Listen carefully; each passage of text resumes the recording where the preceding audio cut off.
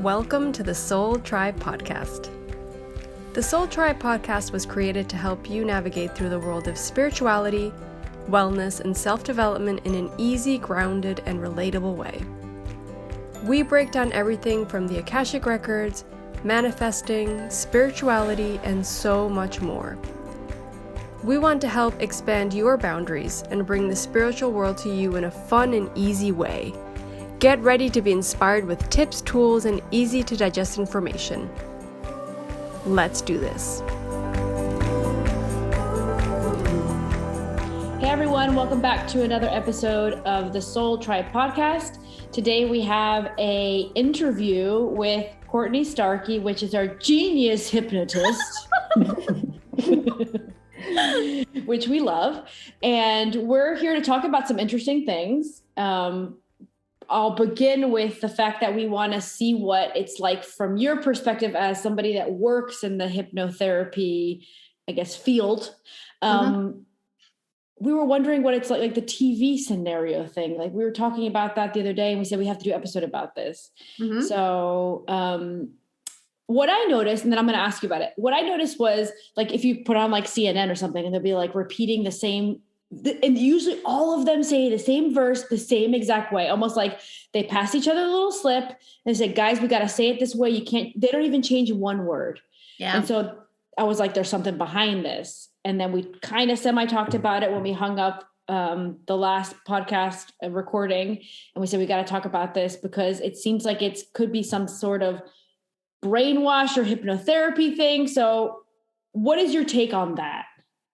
Okay, so I will do a shallow dive into this. I'm sure I'll do a deep dive into other things, but I don't actually use repetition in my own work. So it's not something that I've studied much, but I think we are all pretty aware that when you hear an idea that, okay, so we know that whenever people give a speech, that you have to hear the speech 3 times to catch everything. So we know that repetition is really important for people to really pick up on every single thing that is said. So you have to also imagine that if you have this idea that comes in the first time, maybe there's a bit of resistance in your mind, but then the second time it comes in, you're more open. The third time, you're much more open. The fourth time, maybe it's even starting to become real because what is reality, right? It's belief systems. So if you're told something is true over and over again and becomes part of your belief system, then it becomes true. It becomes part of your reality. I do know that in some types of hypnosis, of course, where we're trying to help people,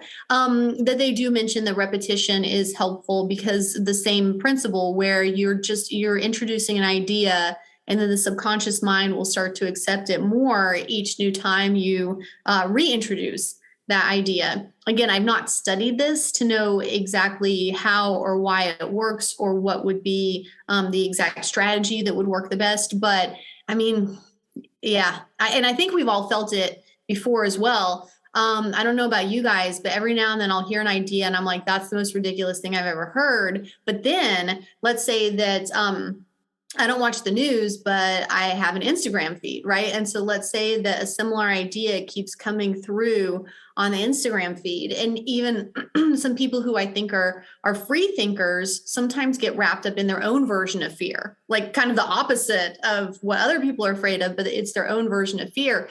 And so then you'll start to see these things like, you better save up 14 years of food or you're going to be in trouble. And then like, for whatever reason, during that same couple of days, everybody's like, you better save up 14 years of food that's just an example. I don't think anybody ever said that exact thing. And then as you're scrolling, at first you're like ridiculous. And then the second time you're like, oh, and then the third time you're like, should I be concerned? And then I'm like, hold up, don't fall for it. Like, just mute IG for this day. It's going to settle down. Let your cortisol levels drop again.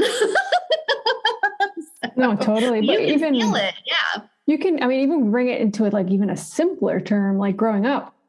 If a parent or a caretaker says like, you're dumb, yeah. You're dumb. Say it enough times, you start to believe that you're dumb and you're probably not dumb. It's right. Just, maybe that's just how they're expressing themselves.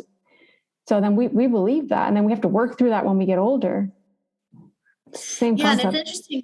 Exactly. And it's very interesting that you're bringing up childhood, because whenever you're going into the hypnotic state, and of course you can check the brain waves. And so in our normal waking state, we're going to be in beta, right? And then as we start to get into that more relaxed state, the brain waves slow a bit. And then you're starting to get into alpha. And then and also people think that hypnosis is this very rare thing. You actually are going into that hypnotic state every time you start to fall asleep and every time you wake up from sleep. So you're actually in it at a minimum 2 times per day. And so as you're going into that deeper state, into alpha, and then even deeper into theta, you could think of that as kind of like sleep talking. And then even deeper into delta, which is actually proper sleep. From the ages of, I feel like it's 2 to 6, you're in the alpha state of hypnosis. So children are in a hypnotic state. The entire time, you mean, like all day? Yes, they are living. They're living in the hypnotic state. The alpha state from 2 to 6, when they're younger, it's actually that even deeper, like theta state. So they're really in that, like everything that is put in front of them. That's one of the reasons that we joke around, but we're serious. Kids are like sponges. And they learn so quickly. And it's because they're actually in that hypnotic state. They're really taking in and processing and keeping everything that's coming into them. And yeah. So kids are really amazing. And in hypnosis, we're actually working to get back to that state that kids are naturally in. So that's one of the reasons the kids are so highly suggestible. And why we want, for the benefit of the client, for them to get into that more suggestible state so they can open up to the good, positive messages in hypnosis. That actually leads me to a question that we're going a little bit off the tangent here, but I've been running a reprogramming like audio that's like 7 to 8 hours while I'm sleeping, where it's like all these positive I am affirmations. So then you go into alpha when you go to sleep. And then you go into beta when you're passed out, kind of like. Beta is actually when you're awake. I know it sounds similar. So beta is your awake state. That's basically what we're in right now. Even though you two are probably hypnotizing me. I love you both so much. So you're in beta in your normal waking state. Then you relax into alpha. Then you go into theta, TH. Oh, theta. Yeah, I know. It's tricky. So theta would be in that, like if you've ever seen someone, Dolores Cannon talks about it a lot. She calls it somnambulistic. And so not somnambulistic would be when the client is able to report what they're experiencing, but on a conscious level, they're not present. And when they come back from hypnosis on a conscious level, they don't really actually know what happened, even though they were talking the whole time. So that's theta. So think of it like if you've ever been a sleep talker or known a sleep talker, they have no clue what they have said when they wake up, even though they were talking the whole time. And then delta is when you're actually in like proper sleep, what we would like when your eyes are moving, the REM. Yeah. And so like if somebody drops into delta in a hypnosis session, they're not going to be narrating what has happened. And sometimes they realize that they've dropped into, again, what looks and sounds like sleep. But I feel like in hypnosis, it's just this temporary time of deep healing because it's only like 3 to 5 minutes usually. But yeah, so some people, when they come back out of delta and start narrating their experience again, some of them realize that they've gone into that deeper state, and some of them pick right back up from the question that you asked them like 5 minutes earlier. It's pretty amazing. Yeah. So I love that you've got that program running in the background. Is it going to help me? I think it will. And let me repeat that a few times. So I think it will. It will. Wait, sorry. I didn't hear you. What did you say? Yeah. But yeah, and then also it's nice too, because in addition to you taking advantage of those more open brain waves and you being more highly suggestible, if you then listen to it a second night, repetition, a third night, repetition. Oh, I'm putting it on every night it's been a week now. Yeah. It's very smart. Yeah. I was thinking about like, I try to keep it of a volume so I can hear it. And then her accent, sometimes I'm like, what did she, even when I'm awake, I'm like, wait, what did she say just there? I'm like, what if my brain's understanding it? Well, is she having trouble? Is my brain having trouble understanding the accent also when I'm sleeping? feeling, and I mean this because, I'm so outside of the box. I'll say a weird thing, but I totally mean it. I honestly believe that even if on a conscious level, you never really understand exactly what she said, that subconsciously the energy of that message is in there and subconsciously you're still receiving it. Of course. All I know is that I'm going tonight to put the program and said, Courtney says it's going to work. So it's going to work. Yes. You think that's something we should like consciously try to do? Like find some kind of, I don't know, maybe it's recordings, maybe it's, I don't know. Like for me, when I go to sleep, I try to focus on those feelings and what I want to manifest. And I'm getting into that as I'm falling asleep and bringing like good emotions, good feelings, and what I want the next day to bring or the future to bring. Yeah. But maybe like listening, I mean, we have to also be careful what we're going to like consume during that time, of course, because we don't know. I mean, if it's an 8-hour recording, maybe they're saying like, I like hot dogs. And then all of a sudden you wake up, I'm like, I want a hot dog. I don't know. I'm like, and Sandra sees me one day eating red meat. All of a sudden it's like, what happened? I'm like, I don't know. I love hot dogs now. Like, you know what I mean? Like, but maybe that's a good way for us to help create a new reality. Like you were saying, For sure. Yeah.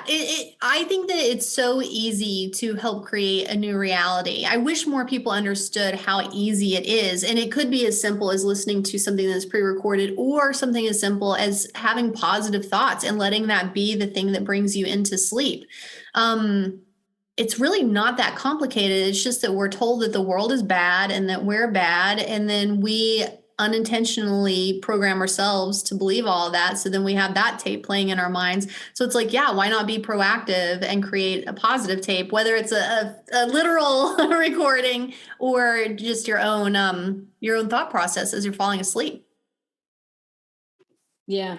Well, I'm going to keep doing that. it. So I'll keep you posted on how that goes. Lou sent it to me, so I'm gonna have to try it. We'll see.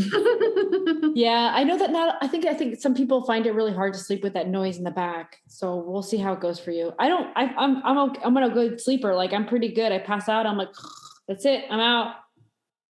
But yeah, I think Lorena's a bit of a light sleeper. Yeah, I don't like having too much sound. I like white noise. But I guess if you're listening to something, it can turn into white noise if you're listening to it. She talks softly and she has like soft music in the back behind her voice. Oh, that's nice. I'm going to try it one night. Yeah, just try it. Try it. Try it. And then also if it does keep you awake, one thing that you could do is listen to it on a conscious level and then just say, okay, soul, mind, heart, like everybody go ahead and absorb this as we listen to it in the physical, if you will, this one time. And then when I'm going to bed tonight and tomorrow night and so on, like let that replay because it's in there. I mean, it's in there. You got it. Even if you couldn't like write it down verbatim and just say like, okay, I'd like for that to replay tonight, please. No, yeah, I agree. And this kind of brings, I want to keep on this topic of, this idea of hypnosis and what we consume and how we have to be careful because obviously it brings me back to like history. Like there was like subliminal messages and advertising and stuff, right? Like that's crazy to me.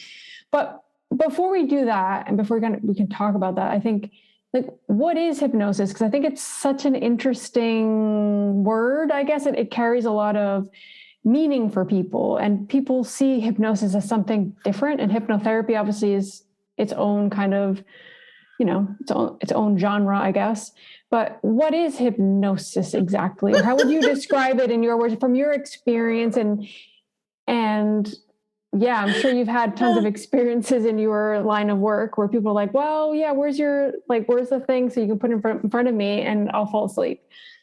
Yeah, I'm giggling really hard because, so you guys know how I'm a doctoral student, right? So I've had to write so many papers on hypnosis and nobody agrees on what it is. Really? And yeah, which is fascinating. And the APA, so the American Psychological Association, got so much grief about their definition of hypnosis a few years ago that they then had to form a committee, which spent, I could be off, but I think it was around 2 years working on trying to come up with a definition. And so that's the official, most current definition of hypnosis. And as soon as I read it, I was like, some of this is BS. So they tried so hard. And then I just immediately was like, nope, I don't like that. And then if you read another expert, their definition will be different. And it's funny too, because you have all of these PhDs who are in the same situation where every time they write a paper about hypnosis, part of what their responsibility is to define it. And so they have to, like, from the very beginning of this paper, have to figure out, what do you even call this thing exactly, knowing that 9/10 of the people that read your article are going to disagree with how you've just described it, but you have to commit to something. And so, and let me talk about one of the funnest facts that I've learned in my PhD program, which is I was reading this paper by a gentleman who was trying to figure out if hypnosis actually worked. So that was the original intention of his research. Does hypnosis actually work? And so he's going through this and he realizes very quickly, yeah, cut and dry, like it definitely works. And so then his research changed because he was like, I don't even need to show that it works. Everybody knows that it works who's paid any attention to it. He said, so now what I want to understand is, if it works so well, like it's so obvious that it works so well, so consistently, why isn't this mainstream? Like, why isn't this something that is used in medicine, et cetera, et cetera? Like, I don't understand why this is some sort of secret. And so that became his research. And what he discovered is, because people do not know exactly how it works, they're very uncomfortable with then trying to tell a patient or a client that this is something that is going to help them. Because if they were asked this question of like, well, how does it work? Or what is it even? What is it even? Right? And so the medical community is very uncomfortable because they don't fully understand it. But then, and we're going to chuckle about this because, of course, this is one of the reasons we love it. But then to, quote, make things worse, if somebody offers any sort of spiritual explanation related to it, then the medical community is like, oh yeah, throw this out. Like we are not. Because now like the new age hopped on that wagon and they're like, no, not the new age people, get out of here. Yeah, exactly. So there is this thing that very obviously works very well, very consistently, that is completely underutilized because they don't know what it is. They don't know how it works. If somebody says it's spiritual, then they're like, we're definitely not doing this. So yeah. Yeah. So, but then, okay, that was a very long way around to what would I call hypnosis? So I would basically say that we all understand that we have intuition, right? And that when we are in a more, usually when we're in a more relaxed place, so whether you're on a nature walk or taking a shower, that our intuition has a tendency to open up. And so for me, I like to describe hypnosis is where you're just in a very proactive way, creating relaxation that opens up intuition, and then you're exploring from there. So, and then that's my version of it. Other people, they're not really exploring in their hypnosis sessions. They're actually just opening up to suggestibility. So those types of hypnotherapists, they would say like, we're not actually exploring, we're just creating suggestibility. And I'm like, I like suggestion, but man, I really like exploring. So even the hypnotherapists would be like, no, it's this, no, it's this, no. And it's just like, it is whatever it is for that practitioner. And the clients that are meant to have that version of hypnosis will be drawn to those practitioners. So the suggestibility, is that what was used? For example, my mom, we learned about hypnosis when Lorena and I were, how old were we, Lorena? Really, really young. Probably in our like early teens. I think I was 13 maybe or something like that. Or maybe even younger. Or younger my than mom, that. Oh yeah, younger. This was way before like our uncle had, this was way before. So that maybe I was 10 or 11. So my mom like was already into it and she heard that you can quit smoking. With hypnosis. So she went to quit smoking, which actually worked. She quit for 4 years till then our uncle passed away. I think it was a year. It was a year. She stopped for a year. It was like 2 years at least. I don't know. It was a year or two, but it wasn't definitely not 4. And it was cold turkey. It was like from one day to the other, boom, done. Stopped. She's like, oh, I don't want to smoke anymore. Like she smoked since she was 15 years old. So this was until her brother passed, and she ended up obviously very sad, very depressed. And that spiraled her into going back to that comfort that is a cigarette, probably. Yeah, that makes but sense. it is a very powerful tool. And I do feel like when they was that suggestibility, like you no longer like cigarettes. Is like that what they were doing there? Yeah, that's it tastes interesting disgusting. Too. Right. Because they're, again, hypnosis, like if you have 100 different practitioners, it's going to be 100 different versions of the same way of getting to, or 100 different versions of getting to the same goal. And so some people are going to say like, I don't know, smoking is like, I don't know, eating a rock, and you're not going to like it, right? So they're bringing up something that's negative. Or they might say, and when you breathe fresh air, your lungs feel so free, right? So they might go in that direction. And then if you were to work with me, I would be like, let's ask your soul. Yeah. Right? So everybody's going to have a different approach. They're like, your soul has all the answers about why are you doing this thing that you feel is bad for you? And then we would go with that. So it can work really, really well and have totally different approaches to the same goal. That's amazing. So your type of hypnosis has helped people quit like bad habits as well? Mm-hmm. Wait, did you ask me if it can, or did you ask me to talk about it? No. I mean, like, has it helped people quit bad habits before, like getting a hypnosis session where they just went for spiritual stuff and then, oh, look, I quit smoking all of a sudden? Yeah, hypnosis is really fun because there are so many positive side effects that aren't even the main goal of the session. But you know how it is, like with your mom, and she had that sudden sadness from her brother passing, and she's looking for something that will be soothing to her, right? And so if hypnosis already brings you into a more soothed state, because you start to realize like, oh, the universe is actually a very loving place, and this world maybe actually has more love in it than I was realizing, and hold up, maybe I'm more loved than I realized, right? So like there's this soothing effect that happens as a result of it. And so if you've been using, let's say, cigarettes or food or nail biting or whatever it is to try to self-soothe, but you're already feeling more soothed, then those things start to fall away because you don't need to use them anymore. Oh, that's cool. I know. Very cool.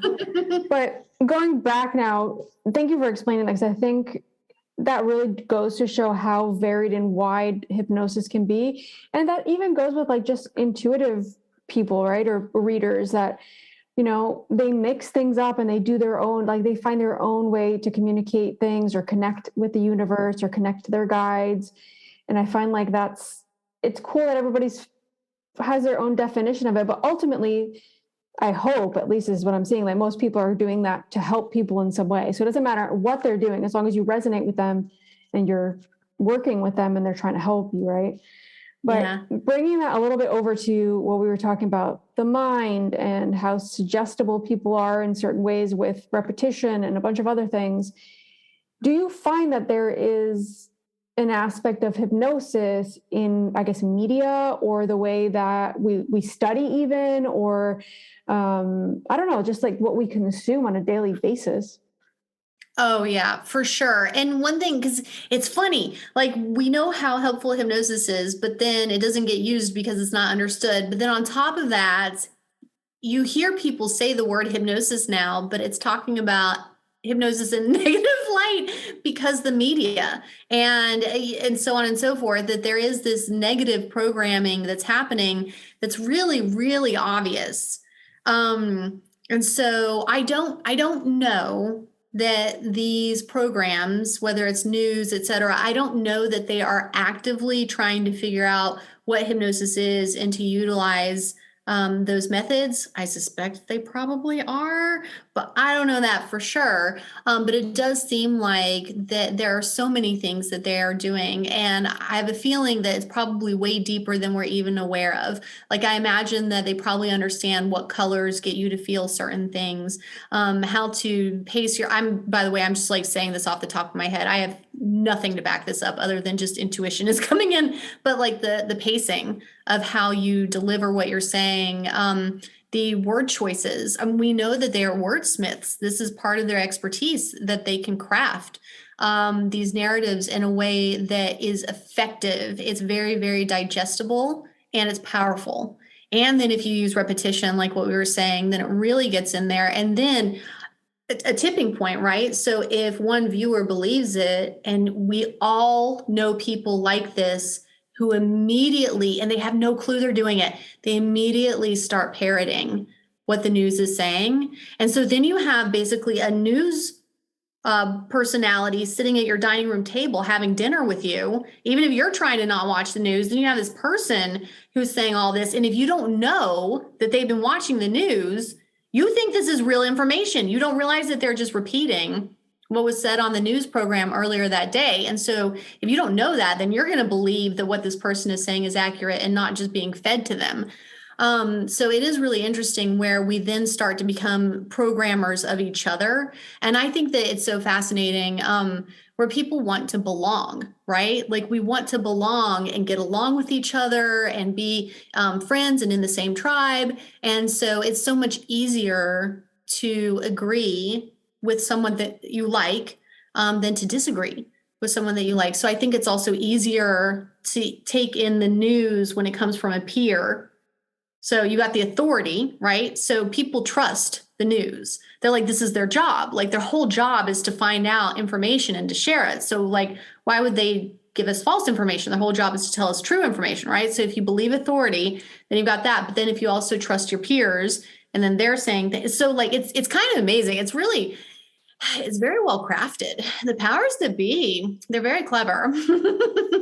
And then if you weave in the emotional, if you weave in the emotional component, I was just going to say that. Too.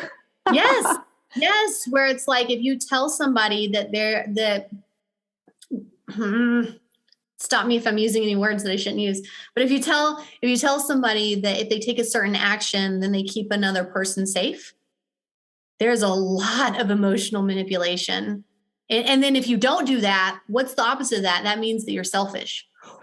And nobody wants to be perceived as selfish, right? So like it goes both ways. Like, I do want to take care of my neighbor. And I also don't want to be perceived as selfish. And so just like peer pressure. And it's funny too, because we grew up in this generation of, I don't know, you guys, because you're in New York, you probably heard about this also, the DARE program, where it's like, don't do drugs. Abuse resistance education. Yes. I was like, dude, DARE went out the window. That was the first thing I thought. Seriously. I know. Yeah. So like we grew up with DARE and they're like, don't fall for peer pressure and don't do drugs. And then the last couple of years happened. I was like, sorry, I'm a child of DARE. I'm not going to fall for this peer pressure. Dude, and I'm not putting things in my body. I can't believe we both remembered the same thing. Oh my gosh.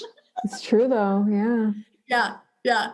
So it's funny also. I don't know if you guys remember, so you guys know Rage Against the Machine, right? I love Rage Against the Machine. Yeah. Such a great band. Yeah.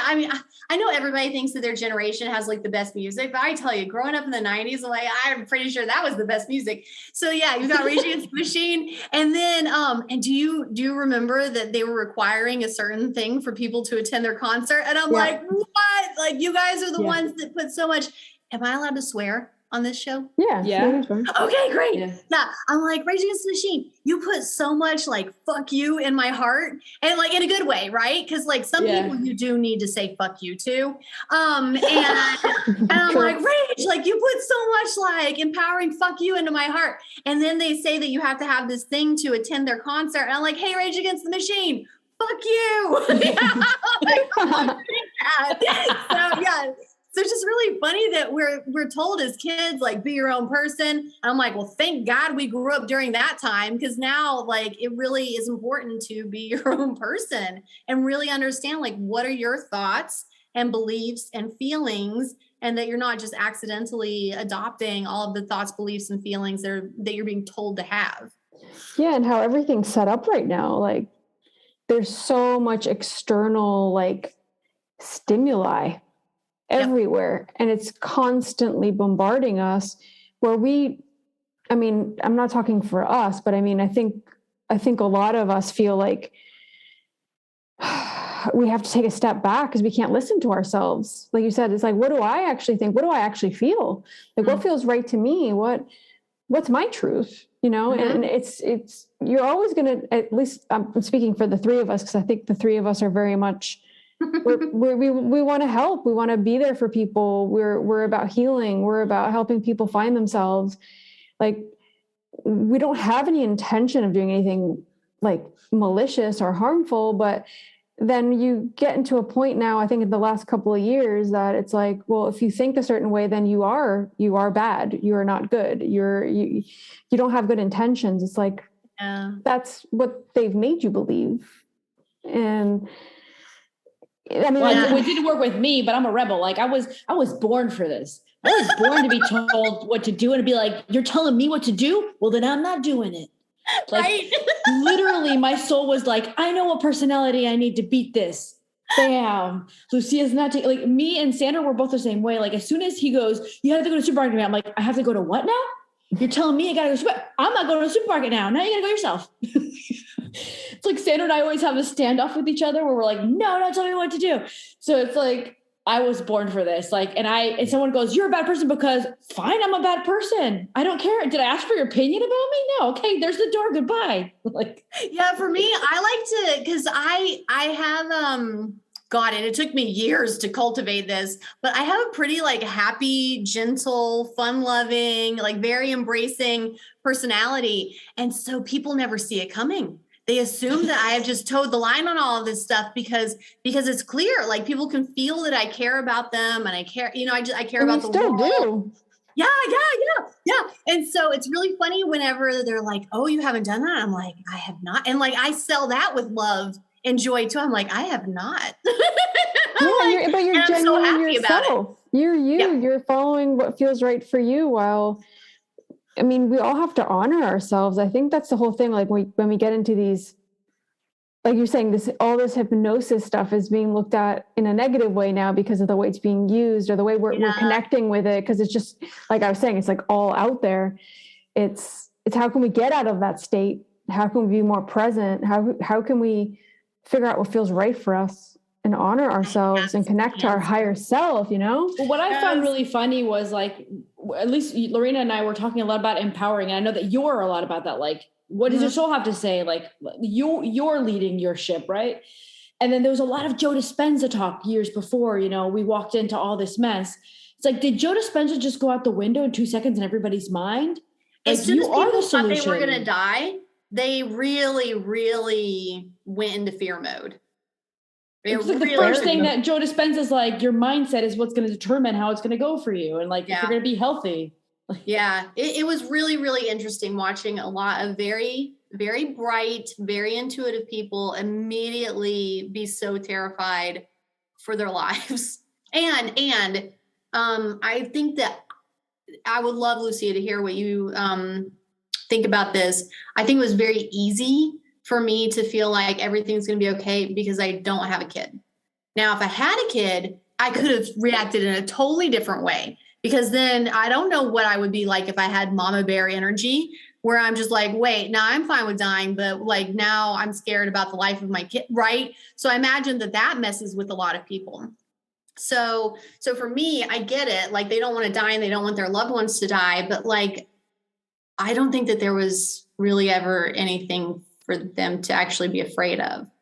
I know. I connected with my Akashic Records in my own private time and they're like, there's nothing to worry about. There's a bunch of fake stuff being pushed there.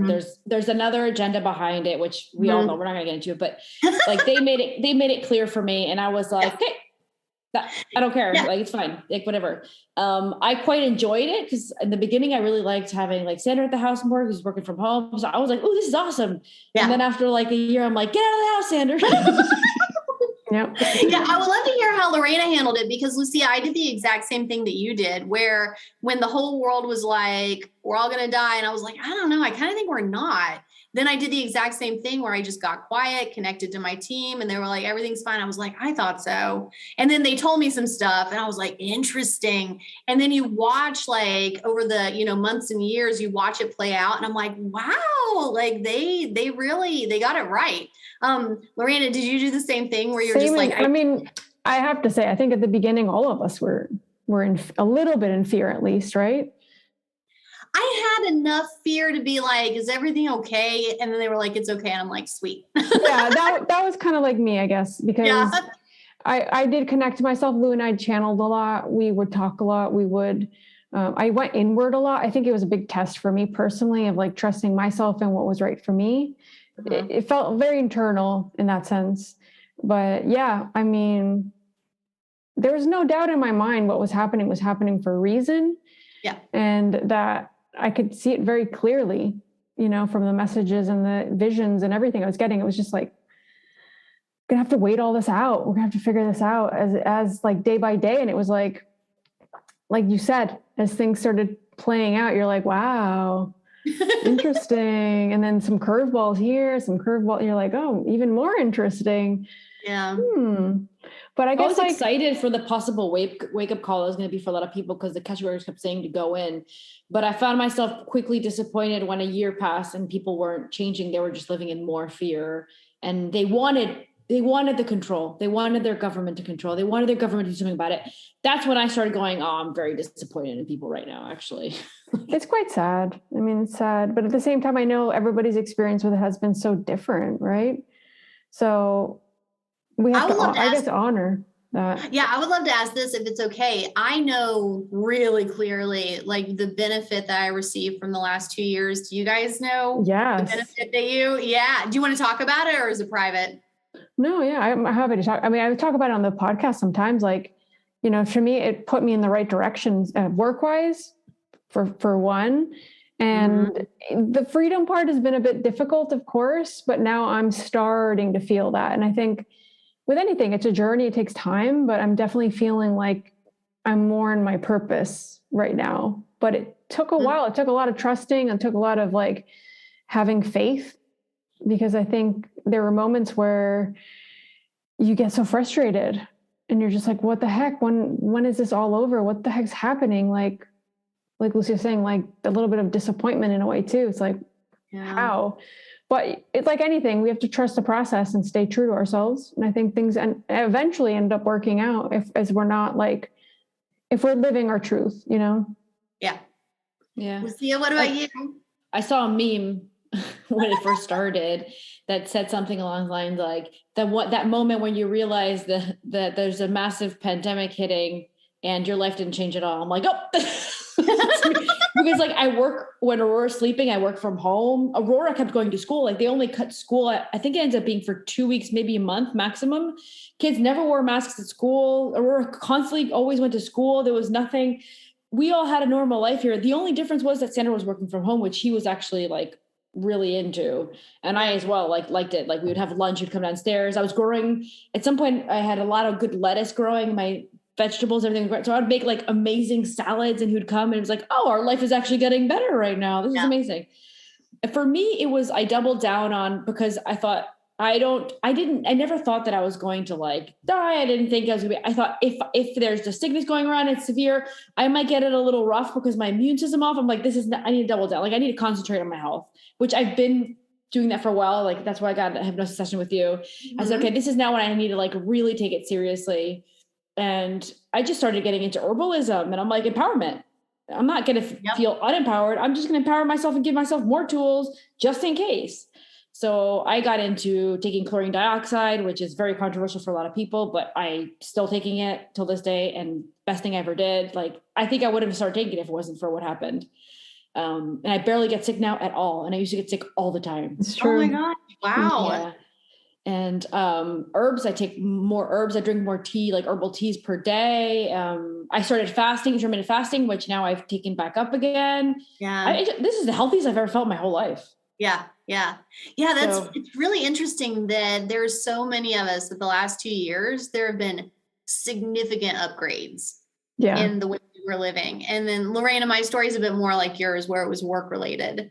So same thing, where I feel like the last 2 years, the universe, in a nice way, put me in timeout to be like, you need to focus on your work in the world. Like you've been, traveling all around the planet for a long time and like slowly making progress on your work. So we're just going to sit you down for 2 whole years and then have you concentrate on it. Have I told you guys the story about how I asked to shift timelines before this whole thing started? I think so, but maybe I'm confusing it with something else. I don't know.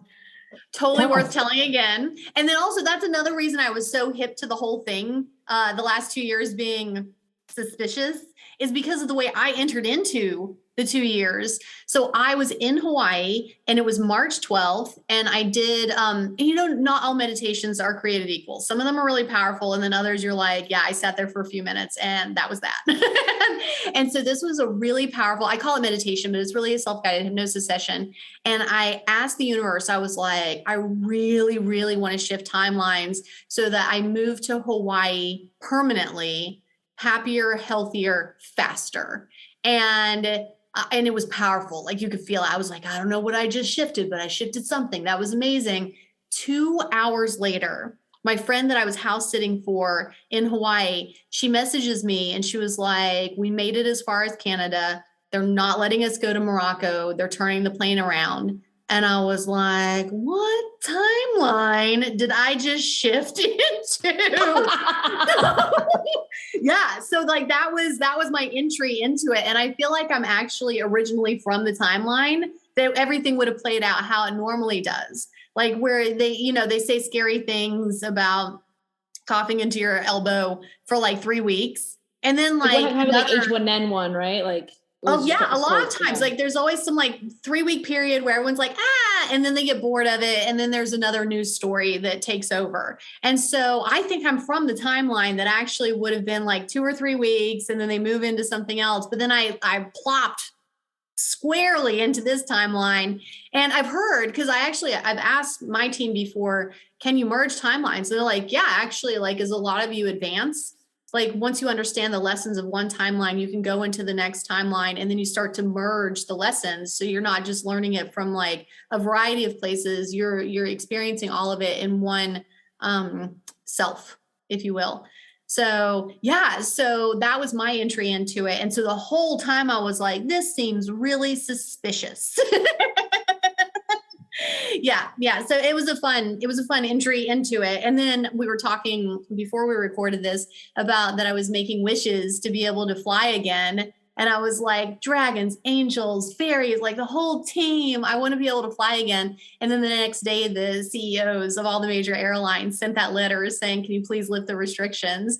And I was just like, oh, I need to make more wishes. So, that's amazing. Yeah, I was thinking about you the whole time. I was like, Courtney, she's free. She's right? Definitely. Yeah. Yeah. Again, that dare generation where I was like, I'm not doing any of this peer pressure stuff they're asking me to do.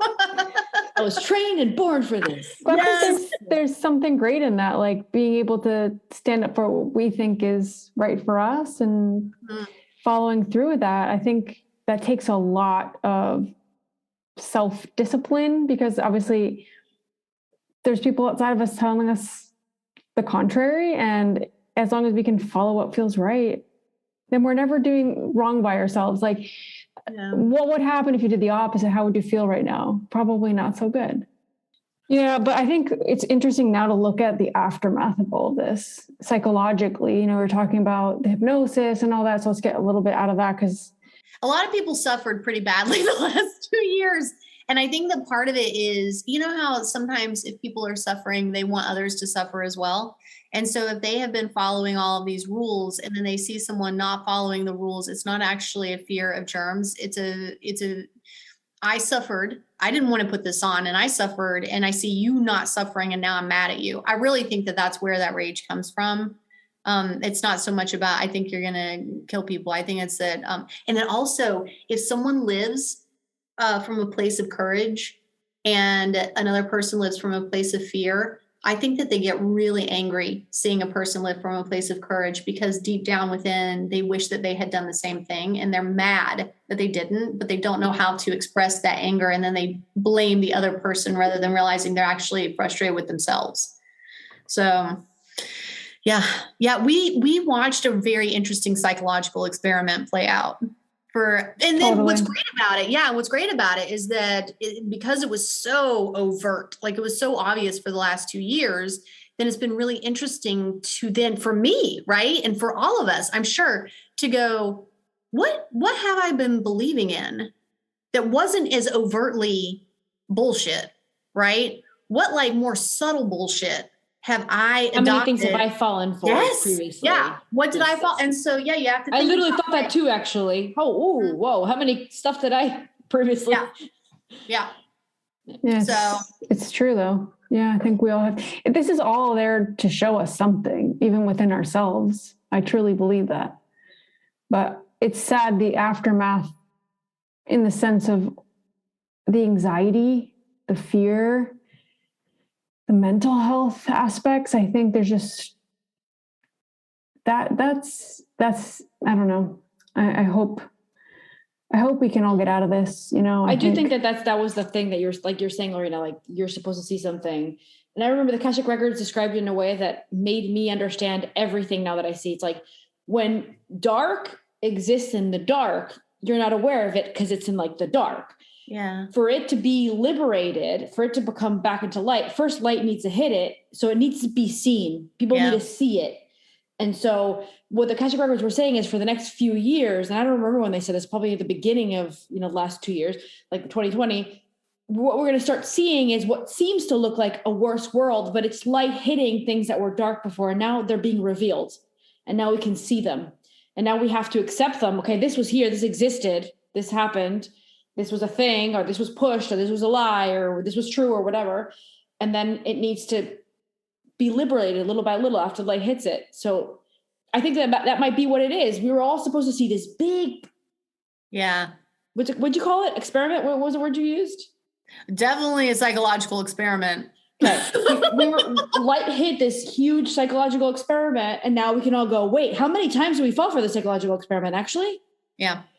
I mean, we all have to be in awareness as much as we can with our own selves. Because if we're not, then we can get more into the hypnotic state in general, regardless if it's what's happened the last 2 years or anything moving forward.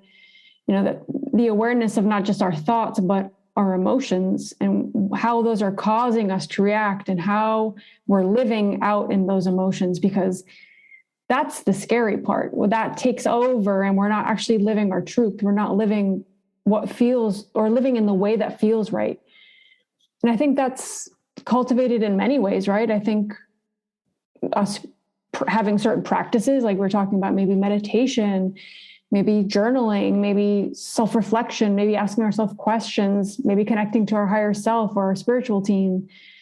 I think all those are really valid ways to start to honor ourselves, listening to our intuition, getting into that practice even. I think that's, outside of what's happened the last 2 years, it's like, how can we learn from all this? Even though we might have not seen it at the moment, that's fine. But how can we start to turn it around and not fall into that? And I think, one thing we were talking about is what we consume. We have to be very careful. I think more and more we're learning that, like, not everybody has a sign that's actually happening. That you're saying CNN, the subscriber thing, Netflix has gone down, Disney Plus has gone down. Like people are like, whoa, your subliminal messages all over the place. I'm out.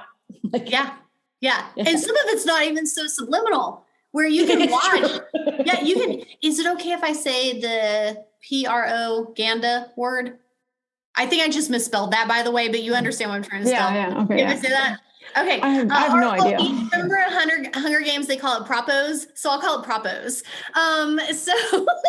But yeah, I think a lot of people realize that we have been watching some very overt, not even subliminal messages, just full on propos that have been happening. And then Lucia, you know how you were saying earlier that there were all of these videos that were coming out of people who had been attacked for breathing fresh air, right? And so that was an example of on my own Instagram feed where I was seeing stuff like that. And meanwhile, I've never worn a muzzle. And part of me started to feel a little bit scared about that stance, that I was constantly out there, fresh-faced. That was probably to make people fearful that we're trying to do. Yes. So I had to be mindful of, like, I've seen this once that made me feel a little scared. I've seen it twice. Now I'm starting to worry. I've seen it the third time. I'm like, oh shit. Okay. Mute that feed. Do not keep watching that feed, because I have to stay in my own integrity. And if I keep watching these videos, it's going to make me feel afraid of, like, how your mind believes it, and then you put yourself in that scenario or something. Yep.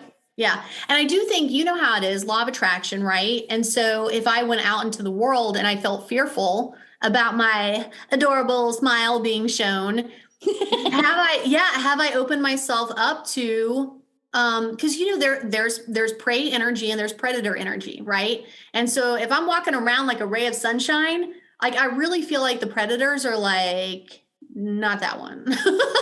But if I have prey energy, like I'm suddenly feeling like very vulnerable, then I feel like the predators, like they can pick up on that. And they're like, ooh, that's easy prey energy right there. And so for me, I'm like, okay, I got to stay fresh faced. Like that's how I'm going to be in the world. And I need to keep the ray of sunshine energy about it as well. I think that there is like a protection element. So yeah, just being really mindful of if there's anything that, that starts to shake how I feel in my own integrity, to be very aware of that and to turn it off.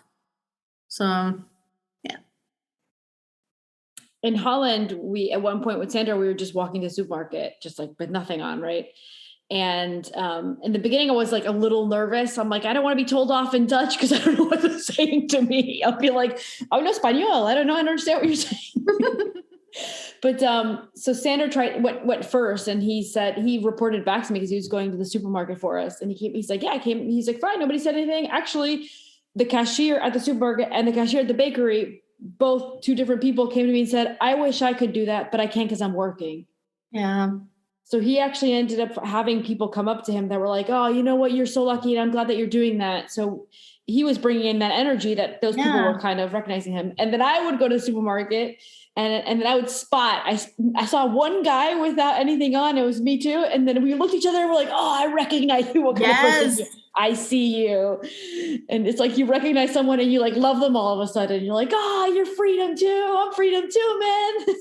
Yeah, I don't normally wink at people in public, but man, anytime I saw another fresh face, I was like, wink, hey.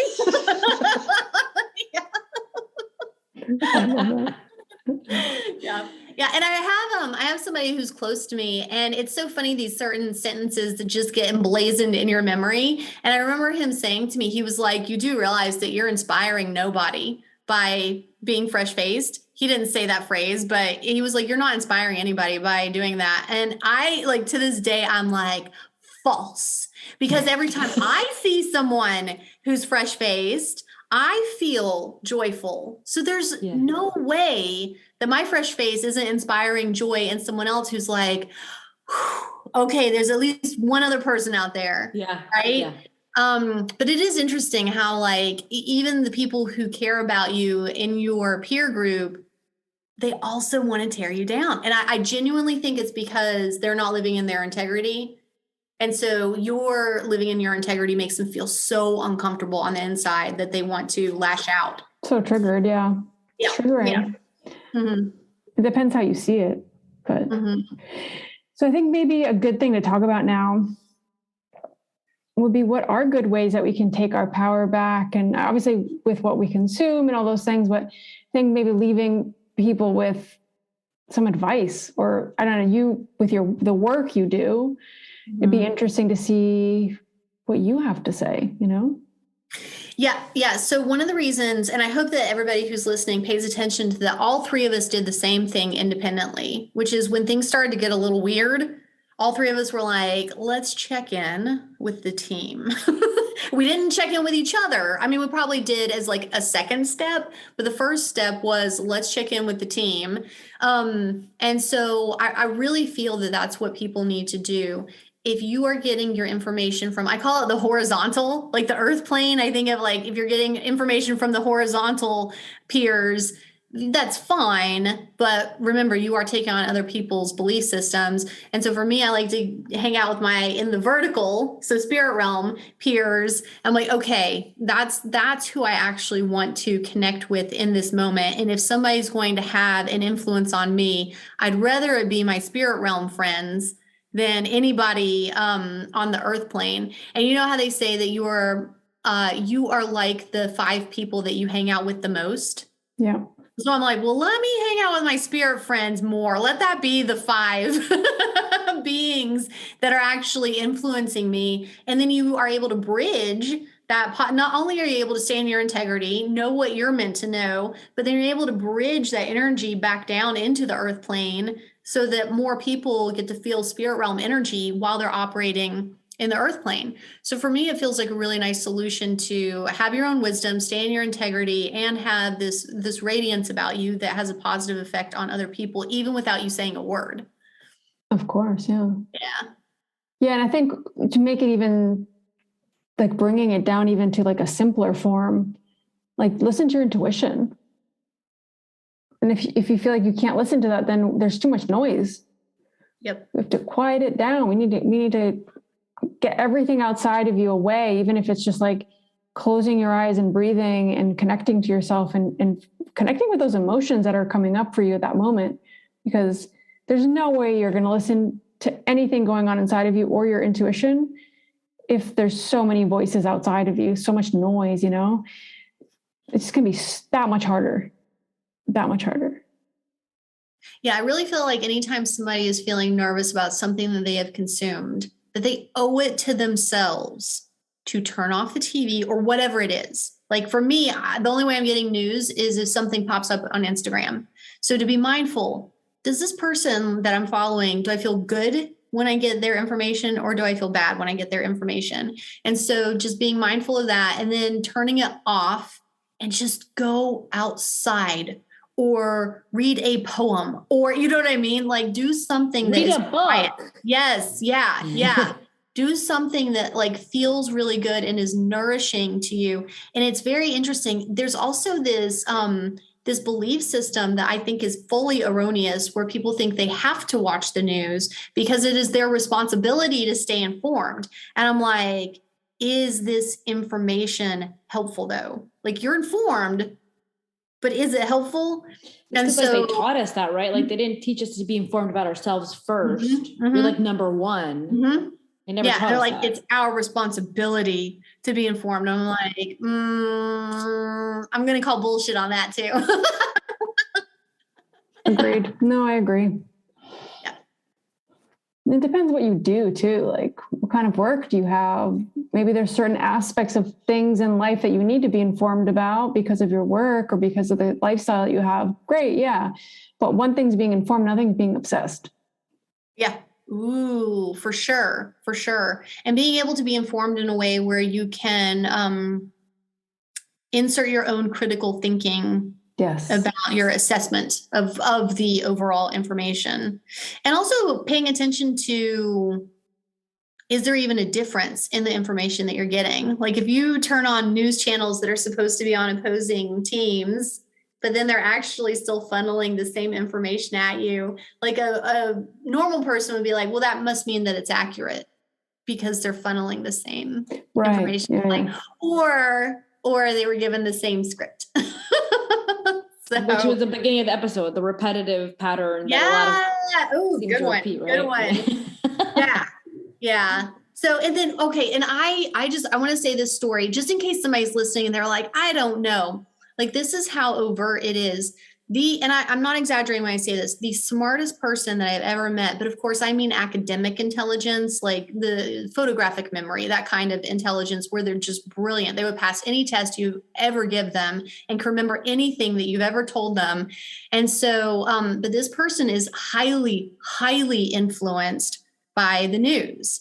And so much so that I would start to play a game. This is kind of a shitty thing by me, but if you have to hang out with somebody you don't want to hang out with for hours, you find ways to entertain yourself. And so I would have a sense, and this was during the 2020 election and during the primary phase. And so this person is very staunch Democrat, which is fine. You do you, staunch Democrat. And it was during the, like, are they going to support Biden? Are they going to support Buttigieg? Are they going to support Sanders? Are they going to support, and so what was interesting is you could see the news feed of like the person of the day would be Elizabeth Warren. And like, this is the reason that everybody, all the new, like, Washington Post, New York Times, like they're all saying Elizabeth Warren is the one. And then like a week later, Pete Buttigieg is the one. And so I would say to this person, I would be like, so who are you feeling like you want to vote for the primary? And like, he would say a different person each time and would always be in line with what the news was telling him. But you would watch him go through this thoughtful process where he believed that he was working through his own thoughts and opinions about it. Like he didn't just jump at his answer. He actually worked through his own, in quotes, thoughts and opinions about it. And it would always be the person who was being pushed that week. It was amazing. Yeah.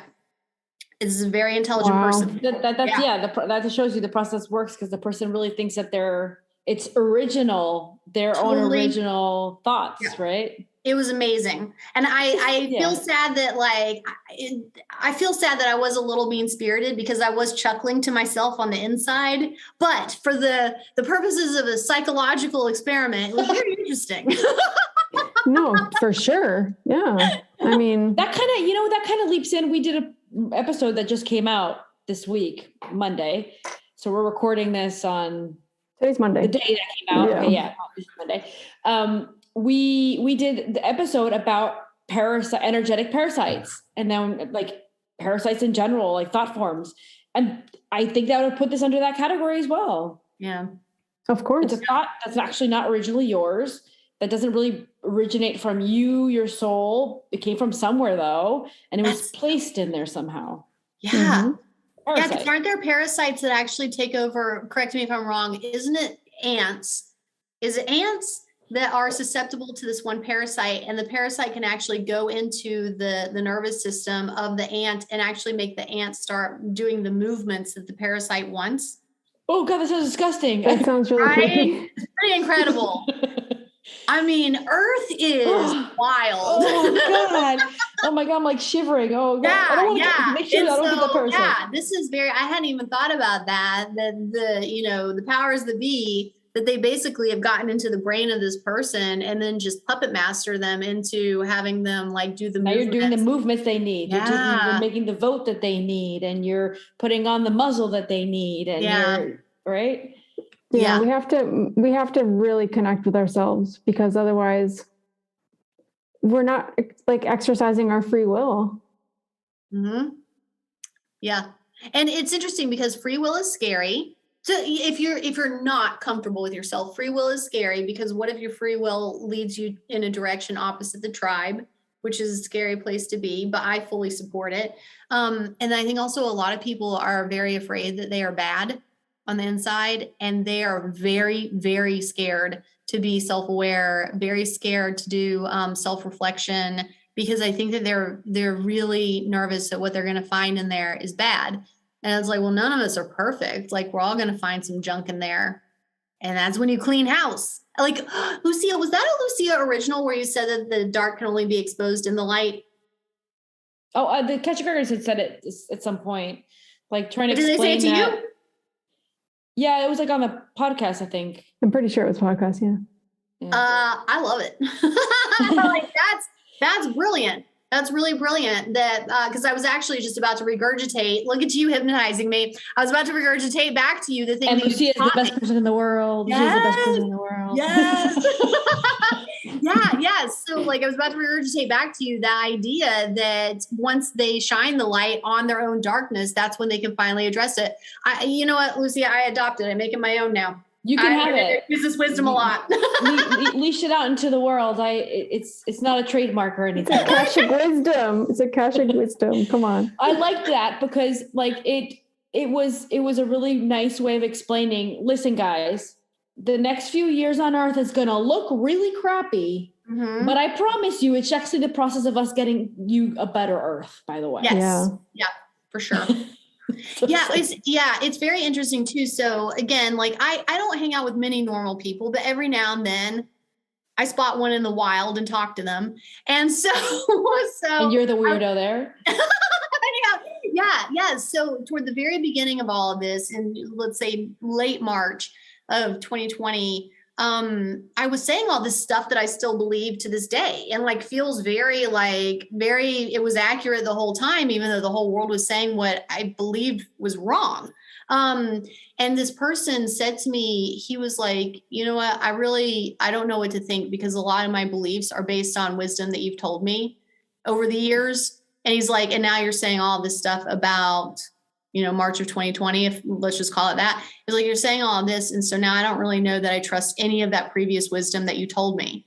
Because you're calling bullshit on this. And I was just like, interesting. Okay. And I was just like, I don't know what to tell you other than like, if my intuition was right about these other things, maybe you can trust my intuition about this too. I don't know like what else to say. Well, we had people getting angry at us at the podcast because we said certain things, but I stand corrected because they were called me a raving bitch for what I said. I stand corrected. They've already announced that the muzzles don't work. So thank you. Right. Yeah. And so what's funny is you know what? Whoever said mean things to you, if they're still listening, you guys. Oh my God. They cursed my mom for giving birth to me. They what? They cursed my mom for giving birth to me or something like that. Yeah, they were really mad. They were really mad because I said that I didn't believe that the muzzles worked and I didn't believe the muzzles. This was in the beginning. So this was like when people were very in fear. And now fast forward 2 years later, I was right. I really hope that person eventually is big enough to apologize. I don't really care, but I just like look back and think, when I read it, I'm like, wow, they didn't learn anything. And they said they've been listening to us for 2 years. They didn't learn anything in those 2 years. Like everybody lived it out differently. Like you can think whatever you want, But that's exactly what I mean. Like the person went out to attack us, because it was both of us went out to attack us and not respected. Maybe we have a different viewpoint with the whole thing that we always talk about in the podcast is every soul's here to experience things differently. Like we talk about that so many times, right? Mm-hmm. Yeah. Well, so it's interesting. The person who said that to me 2 years ago, maybe a couple months ago, actually said the sentence to me, when are the masses going to wake up to all of this is bullshit? Oh, same person. And I also learned from this person that if you think an apology is coming from someone, it's very unlikely. Because I said to him, I was like, you do realize that I had all of these knowings all along, right? And he was like, no, those were my knowings. I was like, wow. I know. Ego. And I'm like, whoa, like you rewrote history in order to be right. And I was like, people are wild in their brains. Like what they will do to preserve like this feeling that's that their ego. Okay. I've never heard someone say that. I love that. He rewrote history to be correct. Right. Oh my God. I love that. Yeah, it was pretty impressive. And it taught me a lot in that moment because I was like, eventually I'm going to get my apology. And then that moment happened. I was like, oh shit, no, it's never happening. That is never happening. And then you're like, why do I need it? So I think a lot of CTs, and if you spell the first little bit of that, it's a CON, and then the T is fear. TH. So I think that a lot of CTs have been waiting for some global apology coming their way because for the last 2 years, we're like, this has all been bullshit. And I'm like, CTs, there is no apology coming. It's not going to happen. And most likely, whenever the next fear tactic comes up, we're wrong all over again. Some people and there, but for the grace of God go I. You know what I mean? Like, what if there is some bullshit that comes around the corner 4 years from now and it hits exactly the thing that I'll fall for, right? So I have to remember that, like, I'm really lucky that I didn't fall for this one. And just to be like really mindful of not falling for any of them. But then I also have to remember what of my own bullshit do I fall for? Like what belief systems do I still have that I am perpetuating on myself that I need to let go of? Of course. I think we all need to be in that. But also something I want to say, it's like, it's not about being right or wrong. Yeah. Right. I think, because that's ego. Yep. Oh, I said the right thing. You said the wrong thing. Now I need an apology. Yep. That's ego. Like that's not what this is about. Obviously there's certain things that are maybe truer than others, but ultimately it's like, I don't want to be right so you can be wrong. You know what I mean? Yeah. I'm so glad that you circled back to that because you've alluded to that a couple of times. And I really want to say something, which I think is, right. No. But I really do love the theory that we genuinely are meant to have our own experiences. Yeah. So for me, that was a big part of my learning for the last 2 years. Because at first I was very, very frustrated by these very smart, very intuitive people. And I'm like, why are you believing this? And you're making it really hard on those of us who get that this is bullshit, because there are fewer of us than there should be. Right. So that was my original frustration. But then I had a little bit of that as well. Yeah, it's easy to have that. It's really easy to have that. Yeah. It's like you guys would not COMPLY. If you guys would stop doing that, then the rest of us could have an easier life. Thank you. I was saying it to Lorena, actually. I'm like, yeah. It's super easy to get frustrated. But then like over the last 2 years, and I love that the universe had this go on for long enough, because I wasn't going to get this lesson a month in. It was going to take months for me to get some of these lessons. And so it took me months to finally figure out like, oh, genuinely, we really are meant to have our own experiences. And some people are meant to be afraid of this. Some people are meant to be frustrated like I am right now. Some people are meant to come out from the other side of the frustration and learn this lesson like I am right now. And just be okay with everybody really is meant to have their own experience. Are you allowed to talk about if the earth is FLAT or if it is a globe? I don't know if that's a thing here. I mean, I guess so. I don't know. Is that like a thing? Okay. Yeah. But like a lot of people got obsessed with it. Yeah. Yeah. So some people think that the earth is FLAT. I'm not personally in that camp, but I do wonder, what if for the people who really, really, really believe that, what if it is flat? Like, what if it is? And then for those of us who believe that it's a globe, what if it is? And like, what if we are legitimately able to have structurally different experiences? Like, I feel like that's possible. Yeah. So yeah. So that's where I am at this stage where I'm like, yeah, we're allowed to have like super different experiences. Allowing that, right? And not being closed, because I mean, that's exactly what a lot of us felt like. It was just one idea, one way of looking at things. Like, well, actually we can all coexist and look at the situation differently and not get mad at each other, but I can still be genuine to what feels right for me and honor myself. Yeah. And we don't have to argue about it. It's also like souls sign up for all those experiences. Imagine if everyone was the same exact way. What's that, Lucia? If everyone was the same exact way, made the same exact decisions, souls won't teach each other things at all. Yeah. Of course. Yeah. It's so interesting to talk to people. Like, even though I think that it's a globe, I still think it's super interesting to hear people talk about why they think it's not. I know that like at the end of it, I'm not going to agree with them, but that's not the reason for me to have the conversation. I just want to find out their interesting theories and like how they're able to perceive things so differently from me, which I think is pretty interesting. That is very interesting. Like if we could look at things more with like curiosity, that would be, we'd live in such a different world. Yeah. And also like, people have been so nice to us, right? Like the stuff that, I can't speak for all of us. I'll just speak for myself. But the stuff that I say sounds insane to some people. Like I think that I'm from like the angels and the dragons, and I think fairies are real. There are so many people who be like, how is that girl not in a straitjacket in a padded room? Like, how is she still out in public? And so I have to remember that there's so many people that have been kind to me when I've said stuff that I know that they're like, that girl is crazy. And so it's like, when I hear somebody say something, I'm like, that's definitely wrong. I'm like, okay, I better be kind to them because I've received so much kindness over the years. Of course. Yeah. That's true. I mean, I have that in my own house where I'll like be reading a book, be like, oh my God, this and this and this and this and this, a story and this past life and the child and this. And Sandra will just be looking at me like, you believe it actually? Be like, it's a more interesting place. What part would you not believe? How can a 2-year-old say that? How does he know that already? Like, was this about the book that you're reading about the kid who has the past life memory as the pilot? Yes. Yes. Yeah. Yes. Okay. You know what? How does he not believe?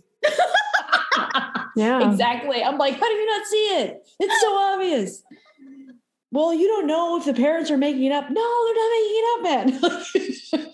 So, this is interesting. Tell him about Dr. Ian Stevenson and his research at the University of Virginia, which is my alma mater. And UVA is one of the best. I have told him that story, and he finally believed it, and he went and told his hairstylist about it. Awesome. Yeah. That's such a great ending to that story. Yeah. So like there are legitimate researchers who have been able to interview children, and it's so much easier to interview children than adults because adults have so much more time to get exposed subconsciously to things through museums or television or whatever. And so then it's much harder to know if the memories are authentic. But if you've got a 2-year-old and the parent knows they've not watched the History Channel or been to a museum. This little boy named the airplane that he flew. He named what's it called? Like the ships where you would land the airplanes and take off from there. I forgot what their name was. He gave the name of that ship. Yeah. He gave the first name of the life that incarnation. And he even explained how the airplane went down, how he died. Yeah. Incredible. How could that kid even know? And they asked, who killed you? And he apparently put a disgusted face on it and said the Japanese, because it was a war against Japan, the US and Japan. So he was disgusted and mad when his father asked him who killed you. He's like, of course it was the Japanese. The 2-year-old. The 2-year-old. Like he was still living that like anger because it was a war, right? Yeah. It's amazing. So you can't make that up. A 2-year-old can't make that up, and the parents can't teach him to know that. Of course not. Either. No, of course not. There's no way. I always wonder when people are so skeptical. I'm like, there is magic in the world. Like the lifetime is so much more interesting if you believe in some magic. Yeah. Oh my God, what you just said. I say it to Sandra all the time. Sandra will be like, Lucia, come on. I'll be like, your world is so boring. Mine's full of magic, Sandra. And he's like, let's go back to hypnosis again, right? It's practical magic. So like if you do hypnosis and people are like, wait, how did you become so happy so quickly? And people would think that's really magical. It's like, it's actually also very practical, where you have just opened up to believing these happier things, and then they become real, right? So the placebo effect is real. Our minds are amazingly powerful. And if we fill them with gratitude and joy and magic and believing that miracles can happen, like I think that miracles can happen. And so living a life that believes in that is so much happier. Amen. And hypnosis is a really easy way to get there because you do start to open up to the joy more easily. I think this is a good time to ask you what I was actually planning on asking you as well for myself, but you have that membership, you call it program. I don't know what, describe that and how membership. it works. I call it membership. Yeah. So it's the membership. Spiritual Hypnosis membership. So what is that all about? You do like once a week or once a month? Like how does that work? So right now it's going to go to purely once a month. Right now it's once a month on the even numbered months, but it's twice a month on the odd number month. I know. Yeah. I say that 5 times fast. It's a carryover from, I used to let people just purchase the one session.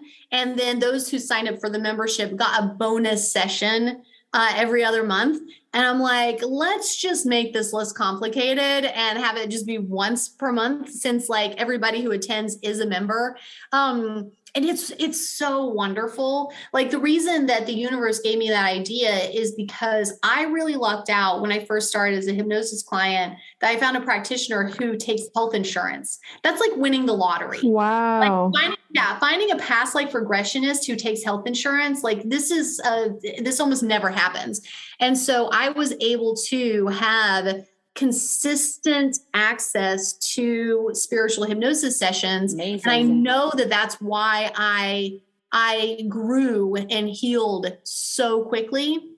And so for me, for the spiritual hypnosis membership, it's the same aim, where it's like, rather than having a one-on-one session, like let's say once or twice per year, like let's actually like every single month, like keep that really good thing going. So it's kind of like exercise. Like if you go to the gym once, that's great. But if you actually go to the gym consistently, that's really great. Yeah. So hypnosis is the same thing. So I just want to make sure that there is something that's available to people that gives them very easy access to consistent spiritual hypnosis. And then if you can't make it live, they're recorded. So, and I always upload the recording either that same night or the next day at the latest. And so then people who couldn't attend live, they have the ability to experience it. And then when you're in the membership, you actually have access to all of the previous recordings. So there are plenty of people, you know how you're saying, like, is it once a week? Binge hypnosis for everyone.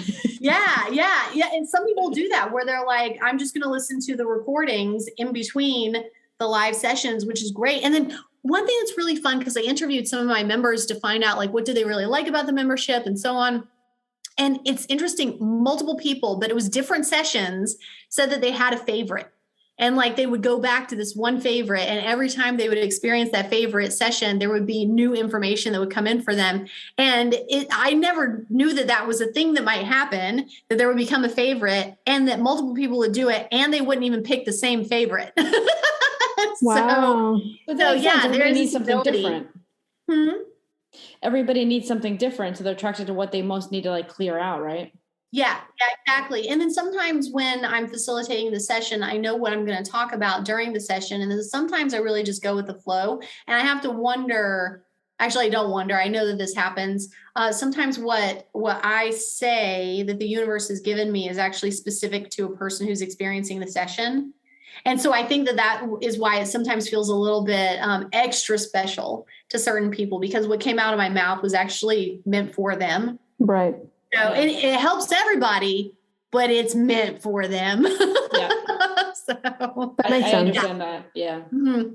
Yeah. So it's really fun. And for me, it's a nice way for a lot of open-minded and open-hearted people to come together and to know that they can say really outside of the box things. And everybody there is like, oh, that's awesome. Like, tell us more, rather than being like, that's weird, and we're going to slowly walk away now.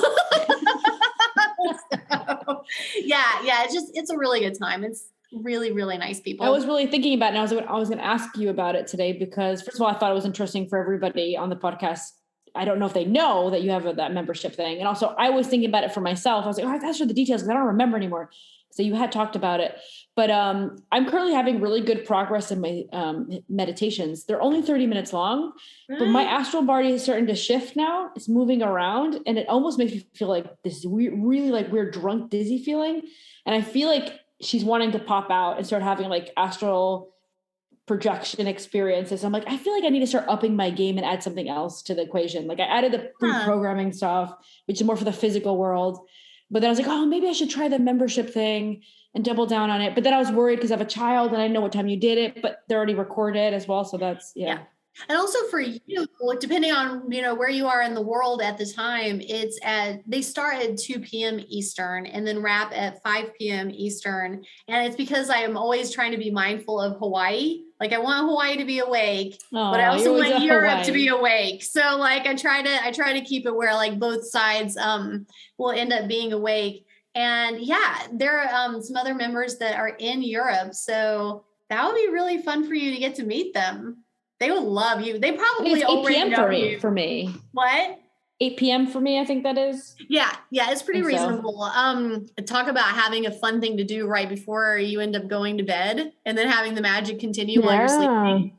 But yeah, I'm sure the other European members will be like, oh, another person who this is their wild Saturday night. So it's always on Saturdays. Yeah, that's the other thing.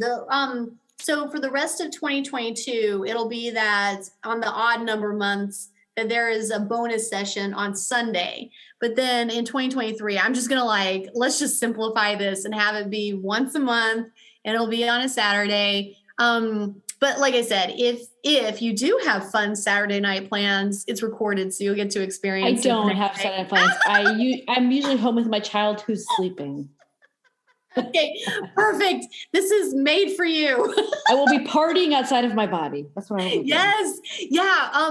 It's funny. One of the members, she's from Sweden, and she gave me one of the most hilarious quotes, which is that you can have the adventure of a lifetime from your bed.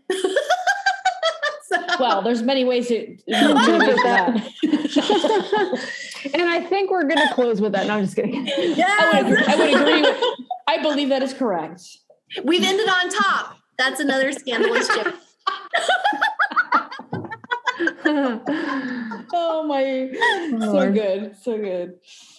Yes. So yes, I will be signing up the membership. I have to go to your thing. And I also want to read your book. Mm-hmm. Mm-hmm. So after I finish this one, I'm definitely going to read your book, and you will be getting my honest review, which I have a feeling it's going to be positive. Yeah, definitely let me know, because eventually I need to write another book. and probably another one after that. But I would love to know, like, what do people think of the current book? What would they like for the next book to be like? It's really funny too, because Lucia, you wrote that really nice thing where you said that you've heard that some people have actually taken the day off of work to finish it. And I'm like, that's like the coolest compliment ever. And as soon as you gave me that compliment, like immediately 2 new people bought the book, like within the same handful of minutes of you sending that. I was like, thank you, Lucia. That's fun. Because you're bringing in some magic. yeah. It's not on Amazon. So like, it's not very straightforward for people to find it. So 2 people buying it at the same time that you're giving me that compliment. I'm like, oh, thanks, Lucia. Oh, I'm bringing good things. You're welcome. Yes. That's so nice. Mm-hmm. Well, I think that we talked about a lot. Yeah, actually. We went into a lot of things here, but I think the main things I wanted to touch on today got covered in a really nice way. Thank you. And you know where to find me. Yeah. If you ever want to do this again, you know I'm game. Of course. No, we'll definitely have you back on for sure. And we'll put all your links to the membership, to your book. We had that in the previous episode with you, so we'll put those in again. Perfect. And obviously you guys definitely reach out to Courtney and make sure you ask her any questions that you have about hypnosis. She'll have her own take on it, like she said. Right. And the membership and all that. I think, if you are interested in this line of work and hypnosis, she's a great resource. She's helped both Lou and I a lot, and it's cool that we all have kind of like a nice tribe, because people kind of studied with you, they've studied with us, or they've gotten readings with us. So it's been this really interesting kind of energy there, which I find like very, like just beautiful. So it is. It's a really nice overlap. I was working with a one-on-one client just a handful of days ago, and she's from California. And I always like to ask, like, how did they hear of me? Because then it's helpful. It's helpful to know. And she was like, I actually heard of you through 2 different places. And I'm like, really? Do you mind telling me? And she's like, yes. And she's like, one is the Soul Tribe podcast. I'm like, yes, I love them. And then she said the other one, they have, I think they call it the Energy Tribe. I might be calling it the wrong thing. But then April, she, who also has her own podcast, like she was saying nice things about me. And she said that she finally pieced it together. She was like, it's the same Courtney Starkey. There's only one. There's the one and only. The world can't take 2. Can you imagine? Oh my God. All the giggles. There'll be so much giggling. So but thank you, because she had such a beautiful session. And so just knowing that you guys saying good things led to her booking the session. It was a really beautiful session. So I'm so happy for her. And I asked her, like, would it be okay if I told you this? And she said yes. So so it's really nice that she had that session. That's great. Thank you for being cheerleaders. Yeah. I only want to add that now when I do the bubble of protection around my house and around everyone in the house every night, and now I not only ask for protection, I now ask for absurd amounts of protection. Yes. Yeah, you do. Every day. That is amazing. Awesome. So thank you. Yeah. Thanks, Thank you, because sorry, I have one more compliment. I know you guys are trying to wrap up, and I'm like, go ahead. Yeah, because we were that quote came from the conversation that we were having with each other, right? Like it's just a spontaneous quote. And then I sent out an email to my email list. I read it. Subject line was that. I was like, this is the quote. And then because I teach my soul empowering hypnosis, and while they're practicing that style of hypnosis with each other, like I'll pop into the breakout rooms on Zoom, right? Just to see, like, how are they doing? Like, do they need any positive feedback or constructive feedback whenever they come back into the main room? And so like, I just pop in and I observe for a bit, and I watched one of the, they're all hypnosis students. They're all practitioners, but obviously they practice on each other. So sometimes they're in the role of the client. And so I watched one of the students in the role of the client in her hypnosis session say that she wanted to call in absurd amounts of protection. Oh my God. Awesome. Yeah. So it's really making the rounds, and that phrase was coined here with you. So you should put a trademark on it, man. Maybe you should write a book about that. Maybe that's the title. Yeah. Oh, yeah. yeah. It could be. I mean, it's seriously like so many of us get to experience it and we call it different things. Like you might call it a miracle or and there's a lot of absurd amounts of protection going around. Yeah, I agree. Magical. Maybe it's the antidote to the last 2 years. You know what I mean? Yeah. Absurd amounts of protection. You got protection. I know this tarot lady who I love her. And I was going through like a moment where I'm like, I need someone to help me, someone like outside of my box. That's not really. And so I went to her to get like an opinion or, a reading from her because I really needed someone's output that was nothing to do with me. And so she was meeting me for the first time and we just started talking, okay, well, blah, blah, what's your name? Blah, blah, blah. And we started talking about like, she's like, everyone's around me getting sick all the time. And she's like, I just put the bubble around me and nothing passes that bubble. She's like, my husband can come home dripping his nose, sick, whatever time of the year. And she's like, nope, doesn't pass my bubble. And I sleep right next to him. Right. So like everyone uses the bubble in their own way. She was using it for everything, including not getting like the flu, for example. Yeah. Yes. Yeah. I hope that people realize that is real. And I had a similar situation where this was actually the fall, like late October of 2019. And somebody had just come off of a flight from San Francisco back to Hawaii. And there is this restaurant that I love so much. And they always make this special tea for me. They took it off the menu, but whenever I'm back in town, they put it back on the menu just for me. And so this person is actually a doctor and he never gets sick ever, but he's coughing. He's getting his like once every handful of years sickness.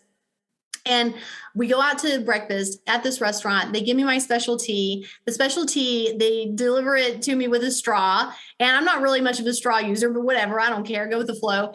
And my friend who's a doctor who is like hawking up a lung, he's like, I have to try this tea. Like you talked about this so much and they always make it for you. He was like, I have to try it. And like, part of me was like, what is about to happen? The other part of me is like, Courtney, don't you dare. Like, this is an amazing person. He's one of the most magical people that I've ever met. And I'm like, whatever you will receive from him and his saliva, you are going to get his magic. You're getting nothing else. You're getting his magic. And so he drank out of my straw. I was like, why did he went for the straw and everything? And so, yeah. And so I was like, you're going to get his magic. You're going to get his magic. And so then I just like proceeded to drink out of the straw. And every sip I was like, more magic. And this is a really, really amazing person. So it's like good magic.